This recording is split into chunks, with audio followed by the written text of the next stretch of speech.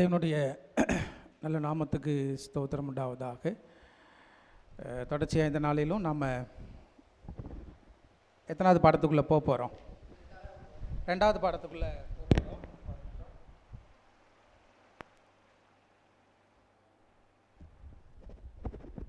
சரி, போன வார பாடத்தில் நம்ம படித்த விஷயங்களை ஞாபகப்படுத்தி பார்க்கலாம். ஏதாவது நீங்கள் சொல்கிறதுக்கு இருக்கா?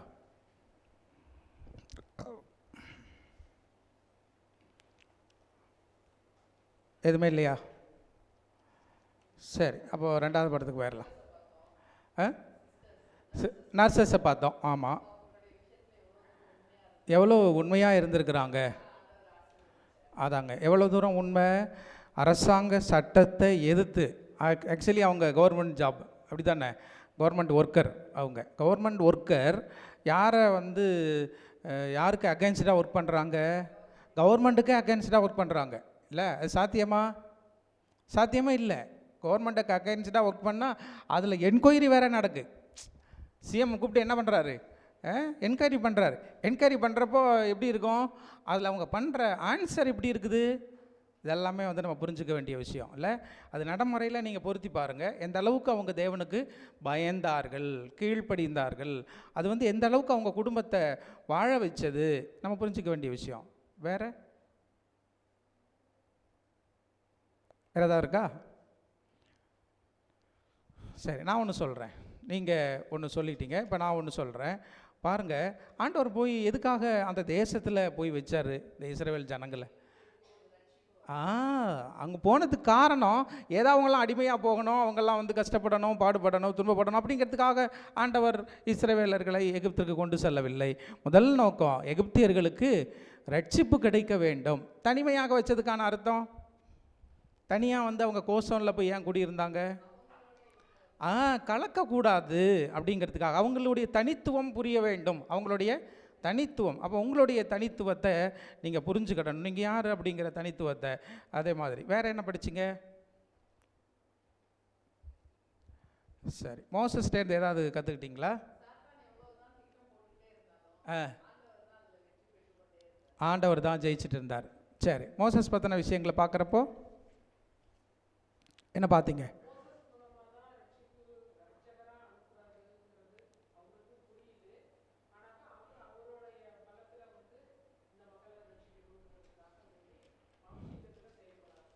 சரி, அப்படி நம்ம பார்த்தோம். ரைட். நீங்கள் உங்களுடைய சபை ஸ்கூல் புக்கிலேயே குறிப்பெடுத்துக்கோங்க. உங்களுடைய சபை ஸ்கூல் புக்கில் குறிப்பெடுத்துக்கோங்க, இல்லைன்னா பைபிளில் குறிப்பெடுத்துக்கோங்க. இது உங்களை அடுத்த கட்டத்துக்கு கொண்டுட்டு போவோம்னு நான் நம்புகிறேன். ஆகவே நீங்கள் அதை செய்ய வேண்டும், செஞ்சுக்கிட்டிங்கன்னா நல்லது. சரி தானே? அது உங்களுடைய ஆவிக்குரிய வாழ்க்கைக்கு அது பிரயோஜனமாக இருக்கும் அப்படின்னு சொல்லி நான் நம்புகிறேன். ஆகவே அதை நீங்கள் ஃபாலோ பண்ணுங்கள். கடவுள் உங்களை ஆசீர்வதிப்பார். சரி, இந்த நாளில் செகண்ட் பாடத்துக்குள்ளே நம்ம போகிறோம்.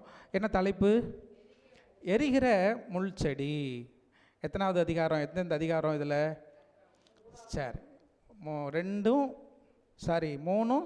4 2 அதிகாரம் நம்ம படிக்க போகிறோம். இந்த 2 அதிகாரத்தில் இருக்கிற விஷயங்களை தான் இங்கே தலைப்புகளாக போட்டிருக்கிறாங்க, அப்படி தானே? இந்த 2 அதிகாரத்தில் இருக்கக்கூடிய முக்கியமான விஷயங்களை நாம் பார்க்கணும். சரி, நீங்கள் பாருங்கள், இந்த கடவுளுடைய அழைப்பு அப்படிங்கிற ஒரு விஷயத்தை நீங்கள் எப்படி புரிஞ்சுருக்கிறீங்க? உங்களுடைய அழைப்பை குறித்த ஒரு விஷயம், நீங்கள் கடவுள் இந்த சத்தியத்துக்காக அழைத்த பொழுது உங்களுடைய மனநிலை என்ன? தற்பொழுது உங்களுடைய மனநிலை என்ன? இந்த சத்தியத்தை சொல்ல அல்லது புதிதாக கேட்க வருகிற பொழுது உங்களுடைய மனநிலை என்ன? அதுக்கப்புறம் இப்போ இதை வரிசைப்படுத்துங்க பார்க்கலாம். கேள்வி புரியலையா? ஆமாம், உங்கள் கேள்வி என்ன அப்படின்னா, உங்களுக்கான அழைப்பு எதுக்கு? இந்த சத்தியத்துக்காக ஆண்டவர் கூப்பிட்டுருக்கிறார். அப்படி கூப்பிடும் பொழுது நீங்கள் ஏதோ ஒரு டினாமினேஷனில் ஆறு ஹிந்துவாவோ கிறிஸ்டியனாவோ ஏதாவது ஒன்றில் இருந்திருப்பீங்க. அப்படி இருக்கிறப்போ இப்படிப்பட்ட இந்த இடத்துலேருந்து ஒருத்தவங்க சத்தியம் சொல்ல வர்றப்போ நீங்கள் அவங்கள எப்படி பார்த்தீங்க? அதை எப்படி புரிஞ்சுக்கிட்டீங்க? ஒன்று. அதுக்கப்புறம் உங்களுடைய ஆரம்ப நாட்களில் இந்த சத்தியத்துக்குள்ளே இருந்த பொழுது உங்களுடைய புரிதல் என்ன? இப்பொழுது இருக்கிற புரிதல் என்ன? 3 நிலையாக அதை பகிர்ந்து கொள்ள முடியுமா? ஆரம்ப காலகட்டத்தில் ஆர்வம் இருந்தது பாஸ்டர். சத்தியம் ஃபஸ்ட்டில் கிடைக்கல. கிடைக்கும்போது அதை சந்தோஷமாக ஏற்றுக்கிட்டோம். சரி, ரொம்ப சந்தோஷமாக இருந்தது கிடைக்கும்போது. அது வளரும்போதும் அந்த நடுப்பகுதியிலையும் பார்த்தீங்கன்னா அந்த சத்தியம் எதெல்லாம் நாங்கள் தெரிஞ்சுக்கணுன்னு ஆசைப்பட்டோமோ அதெல்லாத்தையும் கடவுள் வந்து எங்களுக்குன்னு ஒரு ஆத்மாவை ஏற்பாடு பண்ணி சொல்லி கொடுத்தாரு. ம் அதில் இப்போ வந்து வளர்ந்துட்டோம். ம் ஆனால் ஒரே ஒரு வசனம் தான் ஞாபகம் வருது, ஆதியில் கொண்டிருந்த அன்பை விட்டு விட்டாய். சரிங்க ஐயா சொல்கிறாங்க. வேற ஏதாவது ஐயா இந்த பாடத்தை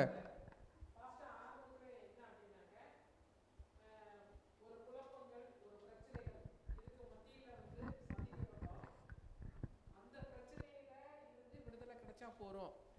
அதுக்கான இன்னும் சொல்ல போனாக்க இயேசு கிறிஸ்துக்கிட்ட வந்தாக்க அந்த பிரச்சனையிலேருந்து விடுதலை கிடைக்கும்.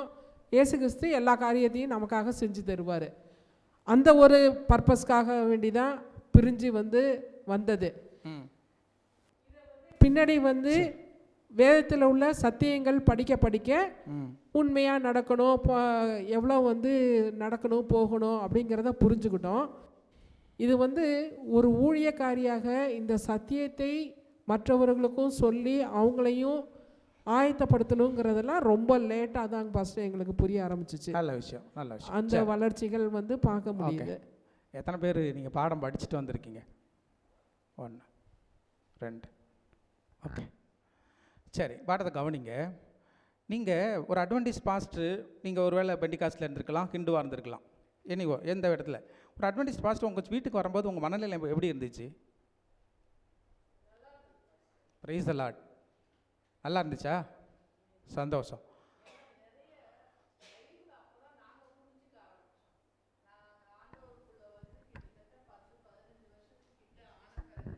வீட்டுக்குள்ளே ஒரு அட்வென்டிஸ்ட் பாஸ்டர்னு வந்தாங்க.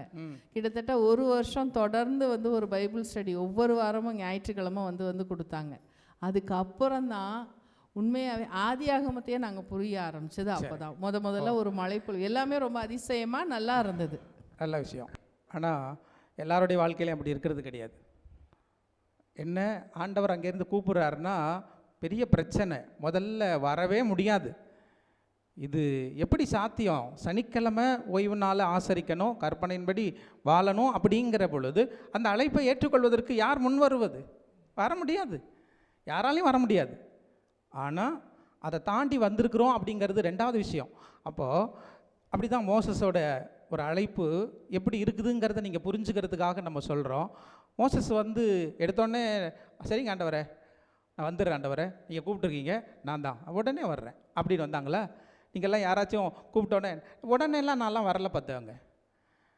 ஏற்கனவே இருக்கிறது ரோமன் கத்தாலிக்கும், அதை தாண்டி பெண்டிகாஸ்ட்லேருந்து செவன்த் அட்வென்டிஸ்ட் வரணும் அப்படின்னா ஏகப்பட்ட சர்ச் பண்ணோம், ஏகப்பட்ட கேள்வி, ஏகப்பட்ட பிரச்சனை, ஏகப்பட்ட விஷயங்கள், முடியவே முடியாது. இதெல்லாம் யாரு? ஆனால் ஒரு ஓரத்தில் எல்லாமே உண்மையாக இருந்துக்கிட்டு இருக்கு.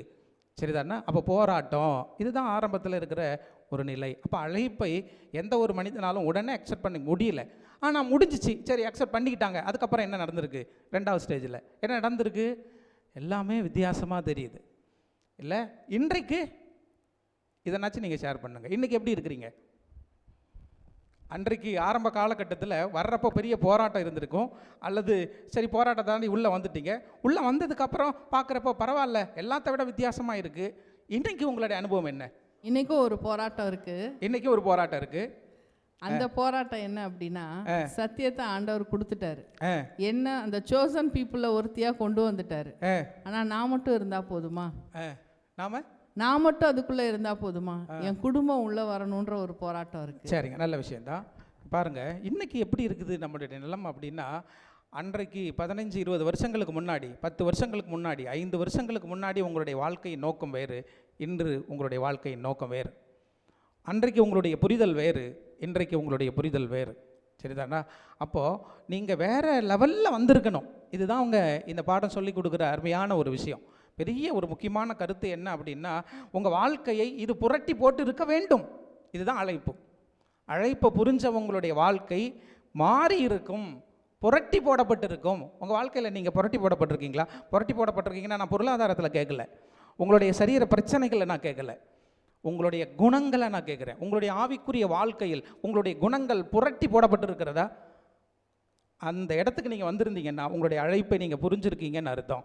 இதுதாங்க நம்ம புரிஞ்சிக்க வேண்டிய விஷயம். இதுதான் மோசஸோட இந்த 2 அதிகாரத்திலே நம்ம கற்றுக்க போகிற மிக முக்கியமான விஷயங்கள். சரிங்க, நீங்கள் பாருங்கள், இது இங்கே 3ஆம் அதிகாரம் எப்படி ஆரம்பிக்குது? 3ஆம் அதிகாரம் எப்படி ஆரம்பிக்குது? மோசே வந்து எங்கே போயிட்டார்? ஆடு மேய்க்க போயிட்டார் இல்லை? அங்கே இதுக்கு ஆடு வைக்க போனார்னு உங்களுக்கு தெரியும். போன வாரத்தில் நம்ம அதை முடிச்சிருக்கிறோம். ஏன்னா அவர் வந்து கொலை பண்ணிட்டாரு. கொலை பண்ண உடனே பார்வோனுக்கு அது தெரிஞ்சிருச்சுன்னா காலி ஆகிடுவோம் அப்படின்ட்டு என்ன பண்ணிட்டார்? அவர் ஊரை விட்டு ஓடி போயிட்டார் இல்லை? ஊரை விட்டு ஓடி போனோடனே அங்கே வழியில் போயிருக்கிறார். இப்போது அங்கே நடக்கிற சம்பவங்கள்லாம் உங்களுக்கு தெரியும். சரி, இப்போ ஆடு மேய்ச்சிக்கிட்டு இருக்கிறப்ப நடக்கிற சம்பவம் என்ன? ஆடு மேய்ச்சிக்கிட்டு இருக்கிறப்ப நடக்கிற சம்பவம் என்ன? முள்ளுச்செடி என்ன பண்ணுது? எரியுது. முள்ளுச்செடி எரியுது. அப்போ எரியிற பொழுது அதை பார்க்குறப்போ அவருக்கு என்ன தோணுச்சு? ஆச்சரியமாக இருக்குது, அதிசயமாக இருக்குது. என்ன செய்கிறார்? அதனால் ஒத்து போய் பார்க்குறாரு. பார்க்கும்போது என்ன புரிஞ்சிச்சு அவருக்கு? முச்செடி எரியுதே தவிர அது வெந்து சாம்பலாக போகலை. அப்படி தானே? சரி, அப்புறம் உடனே என்ன பண்ணுறாரு? மறுபடியும் பக்கம் போகிறாரு. இப்போ மறுபடியும் பக்கம் போனால் என்ன நடக்குது? சத்தம் கேட்குது. என்னடா முட்செடி பேசுது. எப்படி முள்ளுச்செடி பேசும்? யோசிச்சிருப்பாரா இல்லையா? ஆனால் அந்த சத்தம் அவரை என்ன செய்ய வைக்குது? அடுத்தது என்ன நடக்குது அங்கே பாருங்க. அப்போது அங்கே என்ன நடக்குதுங்கிறது தாங்க நம்ம புரிஞ்சுக்க வேண்டிய ஒரு முக்கியமான விஷயம். ஆண்டவர் ஏதோ ஒரு ஒரு ஒரு சும்மா ஒரு முள்ளுச்செடி எறிய வச்சு மோசஸை கூப்பிட்டு வச்சு அங்கே பேசி நீ எகிப்துக்கு போ அப்படிங்கிற ஒரு விஷயத்தை சொல்கிறதுக்காகவே ஆண்டவர் இங்கே வந்திருக்காரு. அதை தாண்டி முதல்ல யாருக்கு எதை சொல்லி கொடுக்கறதுக்கு வராரு? மோசஸுக்கு. தான் யார், நீ யார், நான் யாருன்னு உனக்கு புரியணும். அழைப்பை புரிஞ்சுக்கிறவங்க அந்த பாடத்தை அந்த பார்வையில் நீங்கள் பாருங்கள். அழைக்கப்பட்டவர்களுக்கு முதல்ல எது தெரியணும்? தன்னுடைய அழைப்பு புரியணும். தன்னுடைய அழைப்பு புரியணும்னா அழைச்சிருக்கிறது யாருன்னு புரியணுமா இல்லையா? அப்போ முதல்ல எது புரியணும்? அதான் அழைத்தது யார் அப்படின்னு புரியணும் இல்லை? யார் அழைச்சிருக்கிறா? ஆண்டவர் அழைச்சிருக்கிறாருன்னு புரியணுங்க. ஆண்டவர் அழைச்சிருக்கிறாருன்னு புரியும் பொழுது ஆண்டவர் யாருங்கிறது தெளிவாக புரியணும். ஆண்டவர் யாருன்னு தெளிவாக புரிஞ்சால் தான் நம்முடைய அழைப்பு புரியும். ஏதோ ஆண்டவரை பற்றி தெரியாமல் நானும் அழைக்கப்பட்டவன் அப்படின்னு சொல்லி இங்கே உட்காந்துருந்தேன்னா கண்டிப்பாக ஆண்டவருடைய குணம் இங்கே வரவே வராதுங்க. எத்தனை வருஷம், 55 வருஷம் 60 வருஷம் இருந்தாலும் சரிங்க, 55 வருஷம் 100 வருஷம் 200 வருஷம் உசுரோடு ஆண்டவர் கொடுத்துருந்தாலும், என்ன அழைச்சிக்கப்பட்டவங்க அப்படிங்கிற ஒரு இடத்துல நான் இருக்கேன் அப்படின்னு வந்து இப்போ நம்ம பெஞ்சில் உட்காந்துருந்தாலும் ஒரு பிரயோஜனம் இருக்காதுங்க. அப்போ என்ன நம்ம புரிஞ்சுக்க வேண்டிய முதல் விஷயம், முக்கியமான விஷயம் என்ன? அழைத்தது யார்? தேவன் அழைத்திருக்கிறார். தேவன் யார் என்பதை நம்ம புரிஞ்சுக்கிடணுங்க.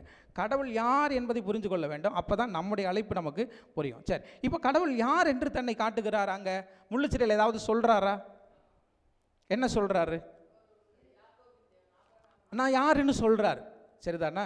சாதாரணமாகவே அங்கே பேசும் பொழுது சில விஷயங்களை நீங்கள் புரிஞ்சுக்கணும். இங்கே இருக்கிற ஒரு டாக்டரின் விஷயத்துக்குள்ளார நீங்கள் போவீங்க அப்படின்னா முதல்ல முள்ளு செடியில் பார்த்ததை எப்படி பேசுகிறாங்க? வசனம் 2ல் முள்ளு செடியில் வசனத்தை பாருங்கள், யாருன்னு பேசுகிறாரு பாருங்க. தூதனானவர் அப்படின்னு அவர் இன்ட்ரடியூஸ் பண்ணிக்கிறாரு.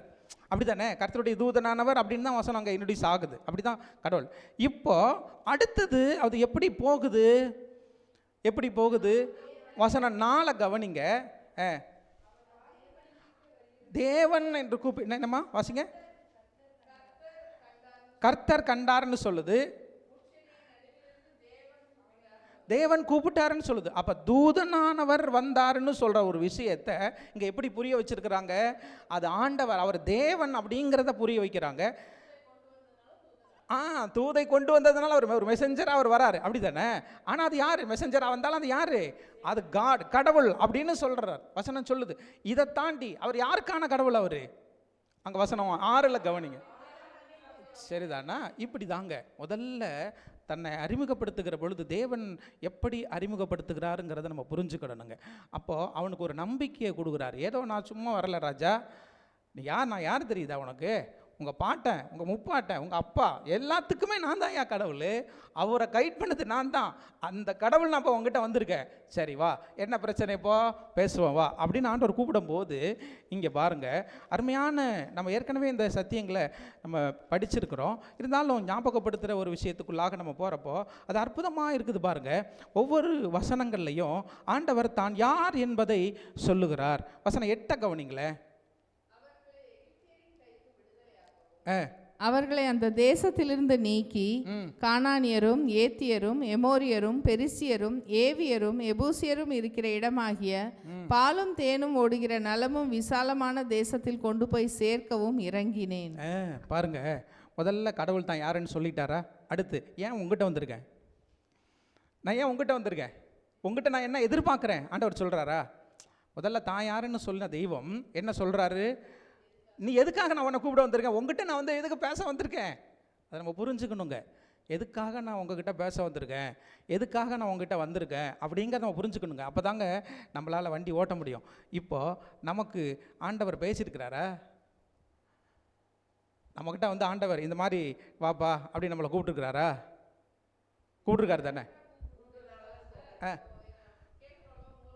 அதை தாங்க சொல்கிறேன், அதுதாங்க இது போதுங்க, அதை தாங்க நம்ம சொல்கிறோம். கூப்பிட்ருக்காருல்ல, இவ கூப்பிட்டு ஆண்டவர் உங்கள்கிட்ட பேசியிருக்காரா?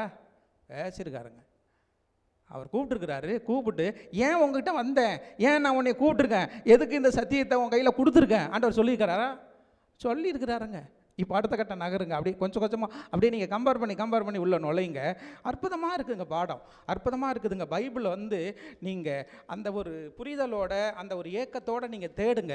ஆண்டவர் எவ்வளவு அன்பானவர், எவ்வளவு தெளிவானவர், எவ்வளவு சரியானவர் அப்படிங்கிறது புரியும். அப்போ நோக்கத்தை சொல்லிட்டார், தம்பி இதுக்காகத்தான் நான் உங்ககிட்ட வந்திருக்கேன் அப்படின்னு சொல்லும் பொழுது, இப்போ அவர் அதுக்கு முன்னால் என்ன சொல்கிறார் அந்த முள்செடியில்?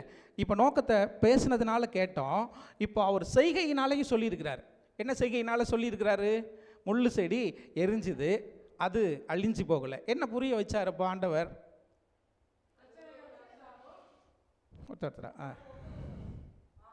சரி, பிரச்சனை வரும், நீ கூப்பிட போகிறப்ப சிக்கல் வரும், அதனால ஒன்றும் ஆகாது அப்படிங்கிற ஒரு புரிதலை அவனுக்கு தரணும்னு பார்க்குறாருன்னு சொல்கிறாங்க. வேறு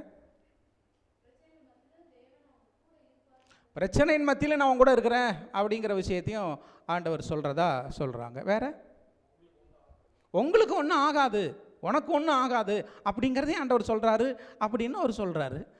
எப்படி? முதல்ல அவர் ஆண்டவர்ன்றதையே அந்த இடத்துல ப்ரூவ் பண்ணிட்டாரு இல்லையா? ஆமாம், அதுதான் நான் பார்க்குறேன். சரிங்க, வேறு ஏதாவது பேசுகிறாரான்னு கேட்குறேங்க பாடத்துக்குள்ளார இருந்து. அதான் முள் செடி எரியிற விஷயத்துலேருந்து என்னென்ன விஷயங்கள் உங்களால் புரிஞ்சிக்க முடியுதுன்னு நான் கேட்குறேன். வேறு ஒன்றும் இல்லைங்க. ஒருவேளை தீர்க்கதரிசி சொல்லியிருந்தா கூட நீங்கள் அதை பேசலாம், தப்பு இல்லை, நீங்கள் படிச்சுட்டு வந்துருக்கு. கிறிஸ்தவம் வந்து அப்படி பாடுகள் மத்தியில் தான் அவர் வந்து பாடுகளை அனுபவிச்சு இது பண்ண. சரி, கிறிஸ்துவ பற்றின ஒரு பாடத்தை அதுக்குள்ளார வச்சிருக்கிறாரு அப்படின்றாங்க. அப்போது ரெண்டு விஷயத்தை நம்ம பார்க்குறோம். முள்ளு செடிங்கிறது ரெண்டு விஷயத்தை நமக்கு உள்ளடக்கின ஒரு கருத்தை வச்சுருக்குது அப்படின்னு சொல்லி பார்க்குறோம். அது கிறிஸ்துவை பற்றின பாடத்தையும் சொல்லி கொடுக்கறது, மனிதனுக்கான பாடத்தையும் சொல்லி கொடுக்கறது. சரிதானா? அப்போது என்ன அப்படின்னா, பிரச்சனைகள், கஷ்டங்கள், துன்பங்கள், பாடுகள், வருத்தங்கள், வேதனைகள் இதெல்லாம் இருக்க தான் செய்யும். அதுதான் முள்ளு, ரைட்டா? அதுதான் முள். ஆனாலும் அந்த முள்ளிலிருந்து அந்த முள்ளாகிய மனுஷனுடைய, அல்லது அந்த செடி ஆகிய மனுஷனுடைய, அல்லது செடி ஆகிய கிறிஸ்துவுடைய வாழ்க்கையில் எப்படி அக்கினி போன்ற பிரச்சனைகள் இருந்ததோ, அக்கினி போன்ற பிரச்சனைகள் எப்படி எகிப்தின் மத்தியில் இருந்த இஸ்ரவேலர்களுக்கு இருந்ததோ, அப்படி போல் அதெல்லாம் இருக்க தான் செய்யும். சரிதானே? மனுஷன்னா வீடுன்னா வாசப்படி இருக்குதுல்ல, அப்படின்னா மனுஷன்னா மூக்குன்னா சளி இருக்கும், அப்படி தானே? அப்போது சரீரம் அப்படின்னா, வாழ்க்கை அப்படின்னா என்ன தான் இருக்கும்? பிரச்சனைகள் இருக்க தான் செய்யும். அப்போ அந்த பிரச்சனைகள் மத்தியில் யார் கூட இருக்கேன்னு சொல்கிறா? நான் உன்னோட இருக்கிற ராஜா அப்படிங்கிற ஒரு உறுதியை முதல்ல அவனுக்கு ஒரு நம்பிக்கையை தரார் பாருங்க. அவனுக்கு ஒரு நம்பிக்கையை ஆண்டவர் தரார். இதாங்க கடவுள். முதல்ல தான் யாருன்னு சொல்கிறாரு, அடுத்து அவனுக்கு என்ன நடக்க போகுதுங்கிறத சொல்கிறாரு, எதுக்காக நான் உன்னை கூப்பிட்டுருக்கேங்கிறத சொல்கிறாரு. இதையின் மத்தியில் நான் என்ன பண்ணுறேன், உன்னோட இருக்கிறேன் அப்படிங்கிற வாக்கை கொடுக்குறாருங்க. அப்போ இதெல்லாம் தாண்டி வேறு என்னங்க வேணும் மனுஷனுக்கு? இதெல்லாம் தாண்டி வேறு என்ன வேணும் மனுஷனுக்கு? நீங்கள் என்ன நினைக்கிறீங்க? இது பத்தாதா? அல்லது இது பத்தாதுங்க, வேறு என்னங்க வேணும்? அப்புறம் கஷ்டமே இல்லாமல் வேலைக்கே போகாமல் வீட்டில் உட்காந்துட்டு நான் பெட்டில் படுத்துட்டு சாப்பிடணும், அப்படியா? இல்லை, அவங்க சொல்கிறத நான் அப்படி புரிஞ்சுக்கிறேன். அப்படி அதை நான் ட்ரான்ஸ்லேட் பண்ணுறேன். கஷ்டமே இல்லைன்னு அப்படி தானே அர்த்தம். பாருங்க, ஆண்டவர் என்ன சொன்னார்? தேவைகள் எல்லாம் பூர்த்தி செய்யப்பட வேண்டும்.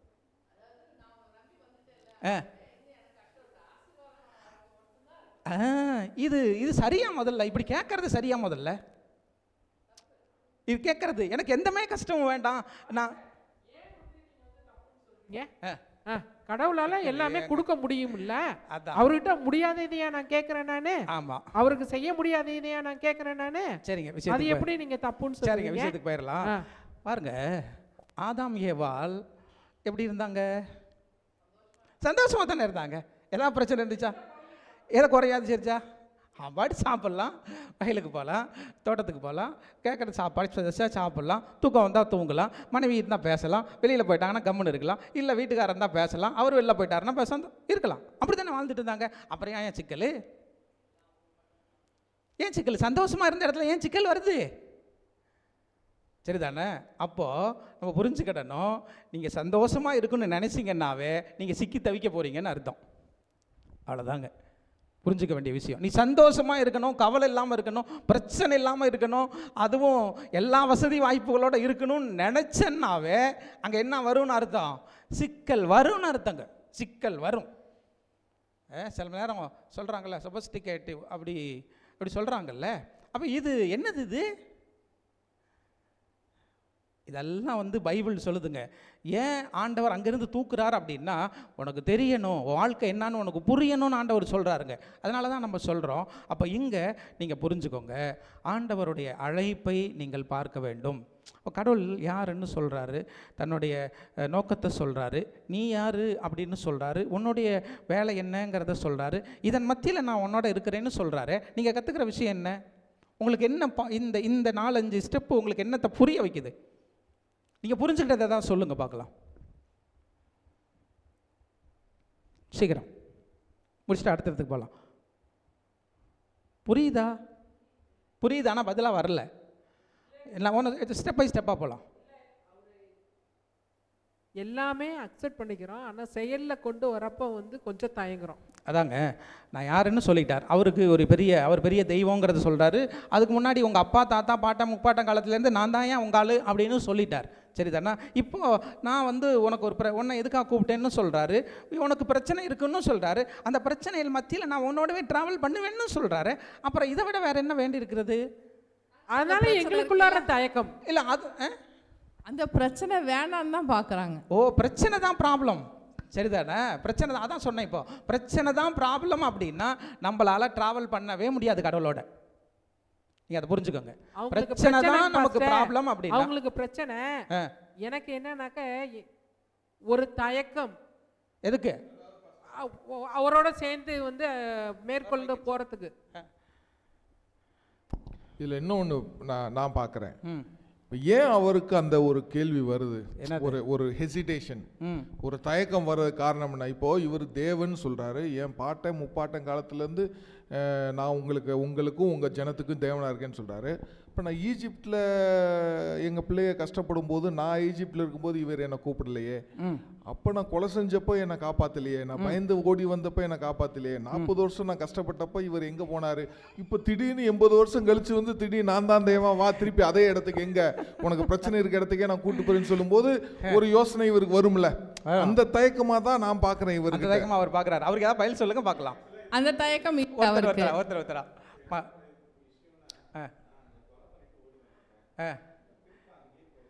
சரி, அதான் தயக்கத்துக்கு காரணம் அவர் சொல்கிறார். நீங்கள் சொல்லுங்கள் சார், விட்ட இடத்துலேருந்து நீங்கள் ஆரம்பிக்கணுங்க. எனக்கு பதில் அங்கே இருந்தால் வரணும். அவருக்கு பதில் நீங்கள் சொல்லணும்னு நான் விரும்புகிறேன். யாராவது? எனக்கு தெரிஞ்சு அவருடைய தயக்கம் அந்த தயக்கமாக இருந்திருக்காது. ஏன் அப்படின்னா, இந்த 40 வருஷ காலத்தில் ஆண்டவர் அவரை கொஞ்சம் கொஞ்சமாக புடம் போட்டிருக்காரு. அந்த நேரத்தில் தான் அவர் யோபு புஸ்தகத்தை எழுதியிருக்காரு, ஆதியாகமத்தை எழுதியிருக்காரு. அதெல்லாம் தெரிஞ்சிடுச்சு. இதுதாங்க அவருக்கான தயக்கம் என்ன அப்படின்னா, இந்த பாயிண்ட்டுக்கு நான் இன்னொரு சின்ன நடுவுல ஒரு கேள்வி ஆரம்பிக்கிறேன். அவங்க வேற இடத்துக்கு போயிட்டாங்க, விட்ட இடத்துல இருந்து நான் ஆரம்பிக்கிறேன். அப்போ அந்த கேள்விக்கு அவங்க அவர் சொல்றாருல்ல, தயக்கம் என்னது, நான் கொலை பண்ணிட்டேன் அன்னைக்கெல்லாம் காணோம். ஏன் நீ சாகாம இருந்ததுக்கே காரணம் அவர் தான். ஐயா அங்கே வாங்க பாயிண்ட்டுக்கு. நீ சாகாமல் இருந்ததுக்கு நீ உங்கள் அம்மா உன்னை வந்து தண்ணியில் தூக்கி போட்டாப்புல, பெட்டிக்குள்ளே வச்சு தூக்கி போட்டாப்புல. நான் தீர்க்கதரிசியை பார்த்தீங்கன்னா தூதர்களை வந்து அந்த அம்மா பார்வோனுடைய மகளை கைட் பண்ணி ஆற்றுக்கு கூட்டிகிட்டு போகிறாங்களாம். தூதர்கள் கைட் பண்ணுறாங்கங்க. இங்கே போய் பார்த்தீங்களா? தூதர்கள் கைட் பண்ணுறாங்க. எப்படிங்க? அப்போ அங்கேயும் ஆண்டவர் இருக்காரா இல்லையா? அவர் இருக்காரு. மோசேக்கு அங்கேயும் ஏன் அவர் அந்த உயிர் தயக்கம்னு காப்பாற்றப்பட்டிருக்கு. கேட்டீங்கல்ல, அந்த காரணத்தை நான் சொல்றேன். ஆமாம், இதெல்லாமே வந்து யாரால் போதிக்கப்பட்டிருக்கிறாங்க? அவங்க அக்கா, அவங்க அம்மா, இதெல்லாம் அவங்களுக்கு போதிக்கப்பட்டதுனால தான் அவர் சரியான ரூட்லேயே வர்றாரு. அவங்க அம்மா சொல்லியிருப்பாங்களா, சொல்லியிருக்க மாட்டாங்களா? இதெல்லாம் புரிஞ்சு தான் அவர் சத்தியத்துக்குள்ளே நடக்கிறாரு. இது புரிஞ்சதுனால தான் அவர் அநித்தியமான பாவ சந்தோஷத்தை விட்டுட்டு வந்து நித்தியமான சந்தோஷத்துக்குள்ளே அவர் போகணுன்னு தான் தன்னுடைய சில கிறுக்குத்தனம் அதில் சில வருது. கிறுக்குத்தனங்கிறத விட சில சுயநல, அதாவது சுய பலங்கள் அதில் வந்து உள்ள நுழையுது. சரிதானே? அப்போது தயக்கம் ஏன்? இதை நீங்கள் தெளிவாக சொல்லணும். பாஸ்டர், திடீர்னு ஒரு பெரிய ஒரு அழைப்புன்றப்போ அவருக்குள்ள அந்த தயக்கம் வர்றது சகஜம்தான். அந்த அது தயக்கம் ஏங்கிறது என்ன காரணம்? தயக்கம்னு சொல்லிட்டு கடந்து போயிட முடியாதுல்ல. அந்த தயக்கம் ஏதாவது ஒரு காரணம் இருக்கணும். ஏன்னா அவர் அங்கேருந்து வந்துட்டார். இப்போ மீதியான் தேசத்தில் இருக்காரு. அவரோட மனைவியும் வந்து முழுக்க முழுக்க ஒரு இது கிடையாது. இவர் ஒரு குடும்ப சூழலில் ஒரு இதில் இருக்காரு. இன்னும் இப்படியே தான் நான் என்ன சொல்கிறேன், நம்மளால முடியுமாங்கிற ஒரு தயக்கம் தான். ஒரு நிமிஷம் ஒரே ஒரு நிமிஷம் எனக்கு டைம் கொடுங்க. இப்போ பாருங்கள், மறுபடியும் நான் உங்களுக்கு சில விஷயங்களை சொல்கிறேன். அவர் யாருங்கிறத சொல்லி எல்லா தெளிவையும் கொடுத்துட்டாரு. கொடுத்த பிறகு உனக்கு ஒரு பிரச்சனை இருக்குன்னு சொல்கிறாரு. நான் உன் கூடவே இருப்பேன்னு சொல்கிறாரு. பேக்கப் கொடுக்குறாரு. ஏங்க ஒன்றும் வேணாங்க, தப்பாக போயிடுங்க. இது மாதிரிலாம் ஸ்டாலின் இருக்கிறாரு, நம்ம சிஎம்னு தெரியும். நமக்கு வந்து உனக்கு ஒரு ஜாப் தர்றேன் அப்படின்றாரு. நீ இந்த வேலையெல்லாம் செய்யின்றாரு. நீ உனக்கு பிரச்சனை இருக்க தான் செய்ய, நான் பின்னாடி இந்த பேக்கப் பண்ணுறேன்னு சொன்னால் அவ சும்மா இருப்பாங்களா? யாராவது சும்மா இருக்காங்களா? என்னங்க சாதாரண ஸ்டாலினுக்கு பேக்கப் ஸ்டாலின் வந்து பேக்கப் கொடுக்குறாரு, சிஎம் வந்து பேக்கப் பண்ணுறாரு அப்படின்னு சொன்னாவே ஊரில் தலகால் புரியாமல் வாழ்ந்துக்கிட்டு இருக்கிறாங்க. ஊரில் தலகால் புரியாமல் வாழ்ந்துக்கிட்டு இருக்கிறாங்க. இப்போ இதை தாண்டி நீங்கள் விஷயங்கள்லாம் புரிஞ்சுக்கணுங்க. நான் தலகால் புரியாமல் வாழ்ந்துக்கிட்டு இருக்காங்கன்னு சொல்லும் போதே உங்களுக்கு விஷயங்கள்லாம் புரியணுங்க. அப்படிப்பட்ட இந்த உலகத்தில், இந்த பூமியில் மனுஷங்க அப்படி வாழ்ந்துக்கிட்டு இருக்கிறப்போ அண்ட சராசரங்களையும் படைத்த தெய்வம் நம்மளை அழைச்சிருக்கிறாரு. நான் உனக்கு பிரச்சனையாக இது இருக்கத்தான் செய்ய, இருந்தாலும் நான் பேக்கப்பில் இருக்கேன்டா, உனக்கு பேக்கப் பண்ணுவேன் அப்படின்னு சொல்லும் பொழுது ஏன் தயக்கங்கிறேன் நான். அதுதான் அந்த மனுஷீகம். ஒன்று மனுஷீகம். சரி சொல்லுங்க, அவங்கள தான் சொல்ல வந்திருக்காங்க. நீங்கள் ஒன்று புரிஞ்சுக்கோங்க. சத்தியம் நாங்கள் எல்லாம் படிக்கிறோம், ஊழியத்துக்கு இது பண்ணுவோம்னு சொல்லிட்டு பார்த்துக்கலாம் அப்படின்னு சொல்லிட்டு தானே நம்மளை கூப்பிட்டுருக்கிறாரு. நம்ம ஏன் இன்னும் தயங்கிட்டு இருக்கோம்? நம்ம உண்மையான சத்தியத்தை ஏன் நம்மளால சொல்ல முடியாம போயிருக்கு? சொல்லுங்க, நீங்க தான் சொல்லணும். என்ன காரணம்? அது தயக்கம் தான். ரெண்டு விஷயத்தை நீங்க புரிஞ்சுக்கோங்க. என்னன்னு தெரியல. அதாங்க, இப்போ வேற இடத்துக்கே போனாலும் இந்த மெய்யான சத்தியத்தை வந்து இதுதான் சத்தியம்னு நம்மளால அடிச்சு போய் சொல்ல முடியுதா? சரிங்க, ரைட்டுங்க, ரைட்டு. உங்கள்கிட்ட பதில் அதான் நான் ரைட்டுங்க. நீங்கள் ரெண்டு பதில் சொல்லுவீங்கன்னு நான் எதிர்பார்த்தேங்க. வேலைவினா என்னம்மா?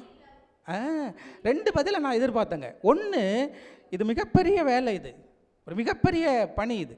இந்த பணியை செய்வதற்கு எங்கிட்ட இல்லை அப்படின்னு ஒரு தயக்கத்தை சும்மா வேணால் லேசு பாசாக காட்டியிருக்கலாம். ரைட்டா? இது அவர்கிட்ட இருக்கான்னு அப்புறம் பார்க்கலாம். ஆனால் இன்னொன்று, ஆண்டவருடைய சமூகத்தில் அவரை சரியாக புரிஞ்சுக்காதது தான். ஆண்டவருடைய சமூகத்தில் அவர் யார், அவருடைய வார்த்தையினுடைய பொருள் என்ன, அவர் ஒரு வார்த்தை சொன்னாவே போதும், அவர் சொல்ல ஆகும் கட்டளையிட நிற்கும். அப்படிதான் ஐயா, அப்படிதான். சரிதானே? அப்போ என்ன நம்ம புரிஞ்சுக்கணும்?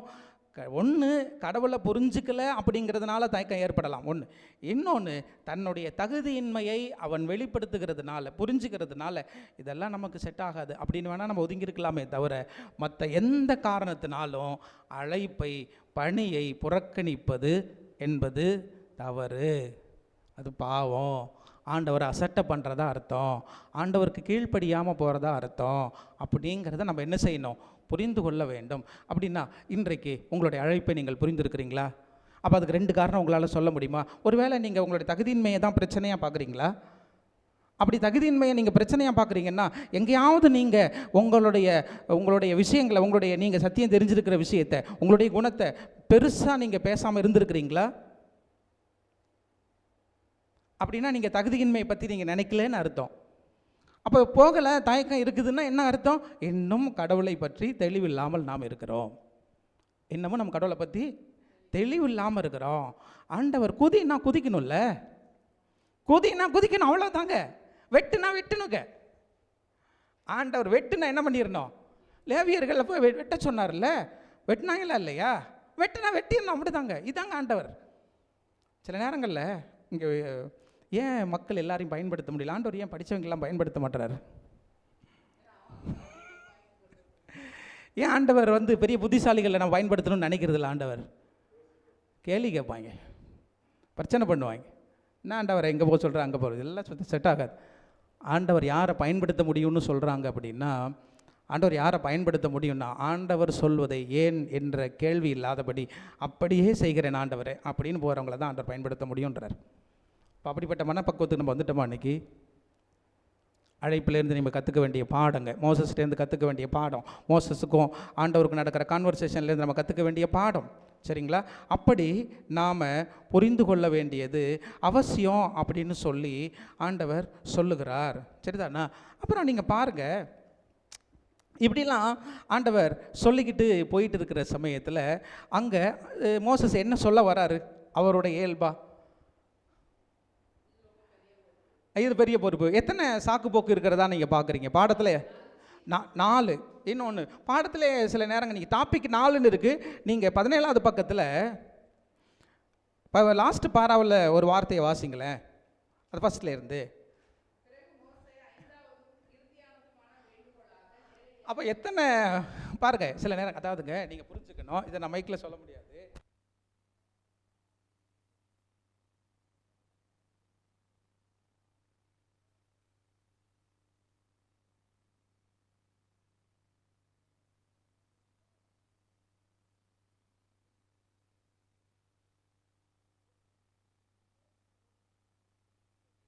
சரிதானே?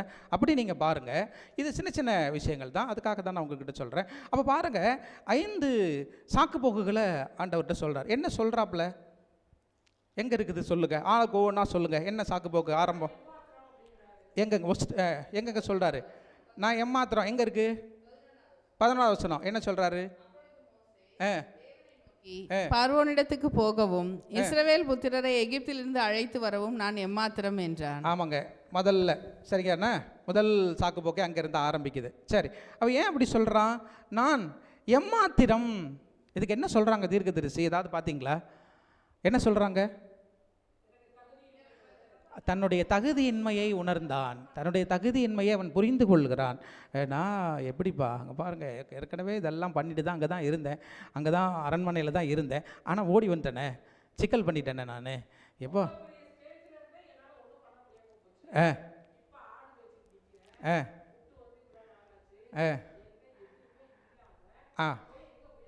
அந்த மாதிரி தகுதியின்மையா?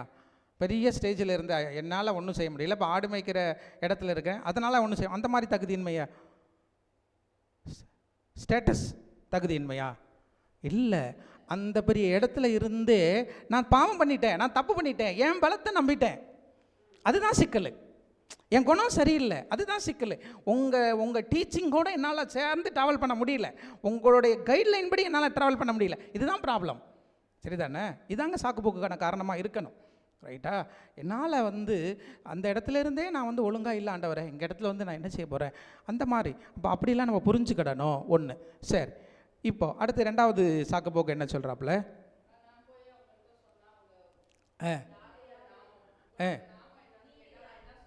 என்னன்னு கேட்குறாப்புல. உங்கள் பேர் என்னன்னு கேட்டால் நான் என்ன சொல்லுவேன்? பாருங்கள் எப்படியெல்லாம். ஏன் அப்படி சொல்கிறாப்புல? வருஷமாக அந்த மக்கள் அடிமைப்பட்டு கிடக்காங்க. இப்போ போய் நம்மளை ஆண்டவர் கூப்பிட்றாருன்னா அங்கே இருக்கிற இப்போ இருக்கிற வம்சத்தில் பாதி பேருக்கு அவங்கள தெரியாதுன்னு தான் அம்மையாரே எழுதுறாரு. தெரியாது, ஆண்டவரையே தெரியாது இருக்கிறதுனால. வேற நீங்கள் படிச்சுட்டீங்கிறதால அடுத்தது ஒரு கேள்வியை போடுறேன். அப்படி நீங்கள் பார்க்க ஆரம்பிங்க, நீங்கள் படிச்சுட்டு வரும்போது அந்த மாதிரி நீங்கள் பார்க்க ஆரம்பிங்க. அப்போ இன்னும் நான் இந்த காலாண்டில் நான் உங்களை என்கரேஜ் பண்ணுறது என்னென்னா, வித்து சேப ஸ்கூலோடு வராதிங்க, வித்து ஸ்பிரிட்டா ப்ராப்பர்சியோடு வாங்க. யார் டீச்சராக வந்தீங்க நடத்தினாலும் சரி, நீங்கள் அந்த மாதிரி தெளிவோடு நீங்கள் வருவீங்க, நான் இன்னும் தெளிவாக வண்டி ஓடுங்க. இப்போ பாருங்கள் என்ன பதில் சொன்னீங்க நீங்கள்? அங்கே இருக்கிறவங்களுக்கு தெரியாது, சரிதானா? அவனுக்கு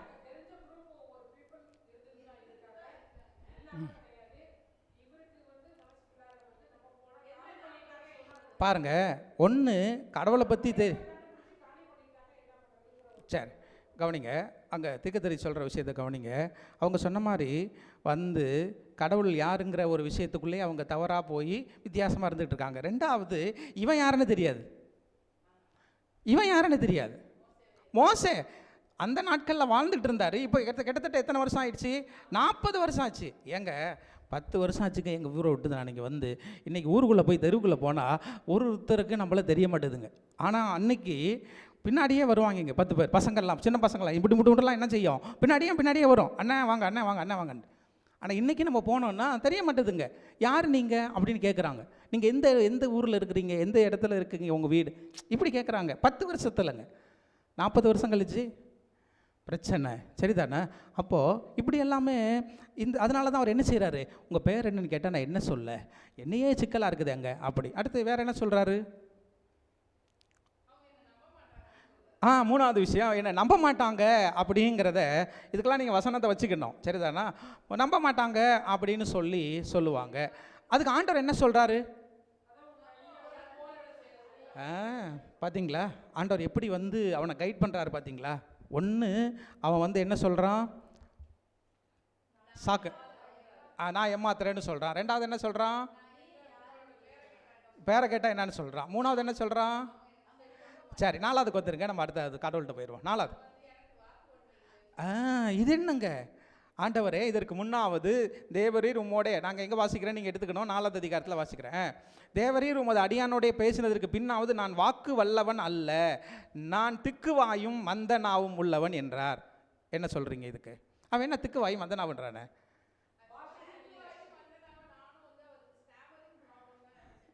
சரிங்க. ஆனா அம்மையார் என்ன எழுதுறாங்கன்னா, அவர் அந்த ஊரை விட்டு வந்து பல வருஷம் ஆயிடுச்சு. இதுக்காக தாங்க அந்த கேள்வி மொழியில அவர் அந்த அளவுக்கு ஒரு வாக்கு வன்மையோட இருக்க மாட்டாரு. அப்ப நான் போய் சொல்லும் போது எப்படி அவங்கள வந்து கன்வின்ஸ் பண்ண முடியும்? லாங்குவேஜ் மறந்து போச்சு, அவ்வளவுதானே. மறந்து போச்சு. எகிப்திய மொழி மறந்துருச்சு. 40 வருஷத்தில் எதை பேசுறது எதை விடுறது, புழுகேண்டா பேச முடியாது அப்படிங்கிற ஒரு விஷயத்துக்காக தான் அவர் என்ன பண்ணுறாரு, நான் திக்குனாவும் மந்தமாயும். ஆனால் இங்கே பாருங்கள், எகிப்தில் இருந்த அவருக்கே அப்படிப்பட்ட பிரச்சனை 40 வருஷம் தள்ளிச்சு அப்படின்னா, ஆனால் என்ன அவர் கைடு கொடுக்குறாரு, அடுத்தது யாரை சேர்த்து விட்றேங்கிறாரு. ஆனால் ஆரோன் ஏன், எப்படி ஆரோன் அவ்வளோ பெரிய ஆளா? யார்? எகிப்திலே தான் இருக்கிறாரு. அவர் மூலமாக பேசலாம்ல, அவங்க சகோதரன். பாருங்க, அவர் சொல்கிறாரு ஃப்ளூயண்டாக அவன் பேசுவானா. யார் சொல்கிறா? ஆண்டவர் சொல்கிறார், தெளிவாக பேசுவார், அதனால் நீ போ அப்படின்னு சொல்கிறார். இப்போ போனதுக்கு அப்புறம் யார் தான் பேசிகிட்டே இருக்கா? மோசே தான் பேசிகிட்டு இருக்கான். உங்களால் புரிஞ்சுக்க முடியுதா ஏன் மோசையே பேசிகிட்டு இருக்கிற அளவுக்கு அவன் உயர்ந்தான்? எப்படி அந்த ஒரு ஒரு ஒரு பெரிய விஷயம் அவன் வாழ்க்கையில் அவன் அதை எதிர்பார்த்தது முடியாதது அப்படின்னு போனது எப்படி முடிஞ்சது? கடவுளை நம்பி போனான் பார்த்தீங்களா? கடவுளை நம்பி போனான் பார்த்தீங்களா? என்னால் எது உனக்கு பலவீனம்னு நினைக்கிறியோ கடவுள்கிட்ட வந்து அதான் உனக்கு பலம்ன்றார். எது பலவீனம்னு நினைக்கிறியோ அதை நீ கடவுள்கிட்ட வந்து போட்டு கொடுத்துரு, அதுதான் உனக்கு பலமாக ஆண்டவர் மாற்றுவார். என்னமோ அவன் தான் ஆண்டவன், நீ போய் இரு உனக்கு நான் பார்த்துக்கிறேன்னு சொன்னப்போ யாரும் என்ன பண்ணல, இவர் தான் பேசுகிற அளவுக்கு அவர் வளர்ந்தாருன்னு சொல்லி விஷயங்களை பார்க்குறோம். அப்போ 5 இடம் படிச்சிட்டோமா? 4. இன்னொன்று என்னங்க, வேற யாராச்சும் அனுப்பிவிடுங்க ஆண்டவரே அப்படின்னோ, என்னால் முடியாதுப்பா அப்படின்னு சொல்கிறார். இப்போது 5க்கு ஆண்டவர் கொடுக்குற பதில் என்ன? ரொம்ப பொறுமையாக இருக்கிறாருங்க, ரொம்ப பொறுமையாக இருக்கிறாருங்க. நம்ம கற்றுக்க வேண்டிய பெரிய விஷயம் தாங்க ஆண்டவர்கிட்ட. எங்கள் ஆண்டவர் வந்து கூப்பிடுறாரு, வந்து இவன் வந்து இத்தனை சறுக்கு சொல்கிறானே, இத்தனை சாக்கு போக்கு சொல்கிறானே, இது கடவுளால் ஏற்றுக்க முடியுதா?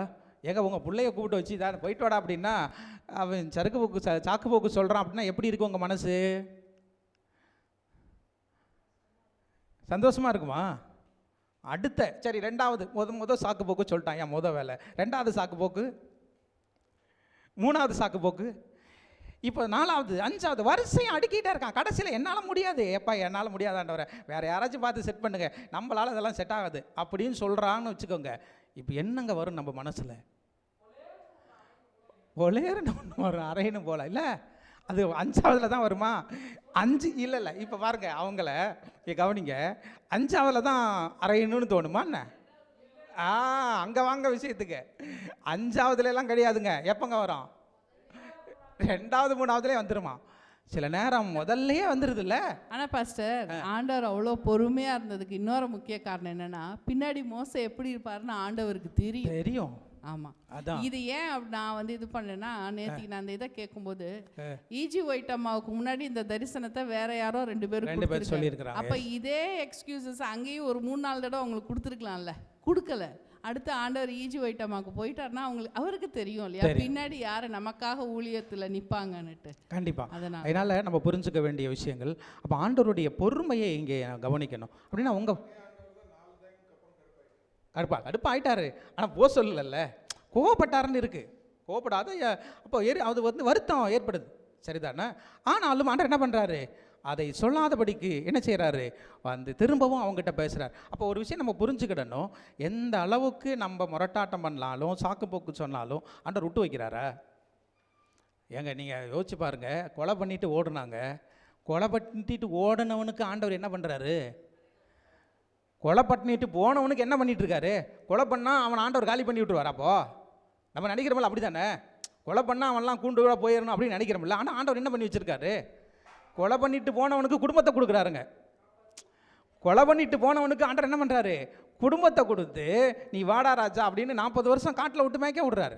உங்களால் புரிஞ்சுக்க முடியுதா? இதாங்க நம்ம கடவுள். அப்போ எந்த அளவுக்கு கடவுள் வந்து கவனமுடையவராக, பொறுமையுடையவராக, பொறுப்புடையவராக இருக்கிறார் அப்படிங்கிறத நம்ம புரிஞ்சுக்கணும். அடுத்து மோசஸோட வாழ்க்கை மாதிரி நம்முடைய வாழ்க்கை இன்றைக்கு சாக்குப்போக்கு சொல்கிற வாழ்க்கையாக இருக்குதாங்கிறத நம்ம யோசிக்கணும்.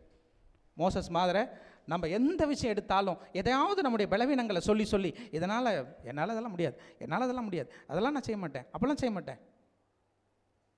அப்பா அம்மா சொன்னாலும் சரி, ஊழியக்காரர் சொன்னாலும் சரி, பெரியவங்க சொன்னாலும் சரி, சின்னவங்க சொன்னாலும் சரி, ஸ்கூலில் சொன்னாலும் சரி, காலேஜில் சொன்னாலும் சரி, வேலை செய்கிற இடத்துல சொன்னாலும் நம்ம ஏதாவது நம்ம தவிர்த்துடுறோமா? சாக்கு போக்குகளை சொல்கிறோமா? காரணங்கள் சொல்ல பழகிட்டோமா? நீங்கள் யோசிங்க. செய்கையில் காட்டிடுறாங்க. இதுதாங்க நம்மக்கிட்ட இருக்கிற பெரிய பிரச்சனை. இதனால தாங்க ஆண்டவர் நம்மளோட பேச முடியாமல் கஷ்டப்படுறாரு. இதனால தாங்க ஆண்டவர் நம்மளோட பேச முடியாமல் எப்போ பார்த்தாலும் சாக்கு போக்கு, சரிதானே? அழைப்பையே இதுக்கான ஒரு தனி பாடத்தையே ஏசப்பா நடத்திட்டாங்க. எங்கே நீங்கள் புதிய ஏற்பாட்டில் போய் பார்த்தீங்கன்னா பெரிய ஒரு ஸ்டோரியை வச்சுருக்காருங்க சாக்கு போக்கு சொல்கிறவங்களுக்காகவே, சரிதானே? அப்போது சாக்கு போக்கு என்பது நம்முடைய வாழ்க்கையில் எந்த காரியத்திலும் வரப்படாதுங்க. சாக்கு போக்கே சொல்லப்படாது. இதனால தான் நான் அப்படி செஞ்சேன், அதனால தான் அப்படி செஞ்சேன், அதனால தான் நான் பார்க்கல, அதனால தான் நான் அப்படி பேசினேன், இன்னும் அது வரவே வரப்படாதுங்க. கடவுள் ஆமான்னா ஆமாம், இதுதான் இப்படி தான் நீ செய்யணும், இப்படி தான் பேசணும், இப்படி தான் நடக்கணும் அப்படின்னு ஆண்டவர் ஒரு கோடு கிழிச்சா, சத்தியம் ஒரு கோடு கிழிச்சுன்னா அந்த கோட்டுக்கு தாண்டி நம்ம போகிறதுக்கு எப்படிங்க ரைட் வரும்? நமக்கு நடக்கலாமா? நம்ம கூடாதுங்க. அதை தாங்க ஆண்டவர் எதிர்பார்க்குறார். சரி, கடைசியாக நம்ம முடிச்சிடுவோம். கடைசியாக என்ன நம்ம பார்க்குறோம்? அந்த அந்த அந்த அவர் வந்து கொலை செய்ய பார்க்குறாருல்ல, ஆண்டவர் வந்து கொலை செய்ய பார்க்குறார். ஏன் விருத்த சேதம் செய்யலை? அது யார் ஏன் செய்யாமல் இருந்தார்? மோசே.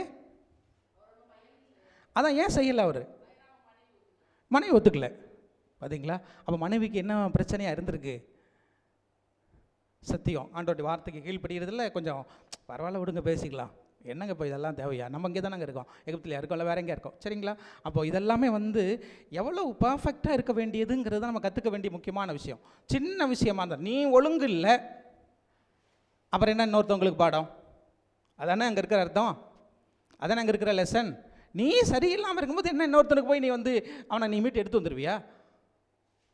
அப்போது நீங்கள் புரிஞ்சுக்கோங்க, சின்னோண்டு விஷயந்தான். ஆண்டவர் கொலை செய்ய வந்தார். ஆண்டவர் கொலை செய்யன்னா புரிய வைக்கிறதுக்கு வராருங்க. உன்னை போட்டு தள்ளுறதுக்கு வந்தாருன்னு நம்ம பேசப்படாது. புரிய வைக்கிறாரா இல்லையா? அப்போ நம்ம புரிஞ்சுக்கிடணுங்க. நம்ம என்ன செய்யணும்? புரிஞ்சுக்கணும். ஆண்டவர் சின்ன சின்ன விஷயங்கள்லையும் பேசுகிற பொழுது புரிதல் நமக்கு அவசியம், கீழ்ப்படிதல் நமக்கு அவசியம். இதெல்லாம் இல்லை அப்படின்னா வண்டி இடத்த விட்டு நகராது. இதெல்லாம் இல்லை அப்படின்னா கிறிஸ்தவ வாழ்க்கை என்பது போராட்டமே, வந்து செட் ஆகாது அப்படிங்கிற மாதிரி நம்ம நிலைமை போயிடும். சரி, என்ன படிச்சுக்கிட்டீங்க சொல்லுங்கள், என்ன கற்றுக்கிட்டீங்க? அல்ல, சாக்கு போக்கு சொல்லக்கூடாது. ஒன்று, நம்பிக்கையில் இருக்கணும். 2, அப்படியே இருங்க. வேறு யாராவது சொல்லுங்கள். செயலில் காட்ட பழகணும். வேறு இருக்கும், பேக்கப் கொடுப்பாருங்கிற விஷயத்தை நம்ம புரிஞ்சுக்கணும். ஆண்டவரை பற்றின தெளிவு நமக்கு இருக்கணும். வேற சாக்கா தான் சொல்லிட்டாங்க. வேற கீழ்ப்படிதல். 5வது கீழ்ப்படியனைய. சின்னோண்டு விஷயமா இருந்தாலும் பெரிய விஷயமா இருந்தாலும் ஆண்டவர் சொன்னாரா அவ்வளோதான். ஆண்டவருடைய சமூகத்திலிருந்து அது வருகிறதா அப்படியே சொல்லும் அடியேன், சொல்லும் ஆண்டவரே, சொல்லும் கர்த்தாவே அடியேன் கேட்கிறேன். அப்படிதாங்க. சரிதானே? வேறு ஏதாவது டவுட்டு, வேறு ஏதாவது கேள்வி? சரி, முடிச்சிடலாங்க.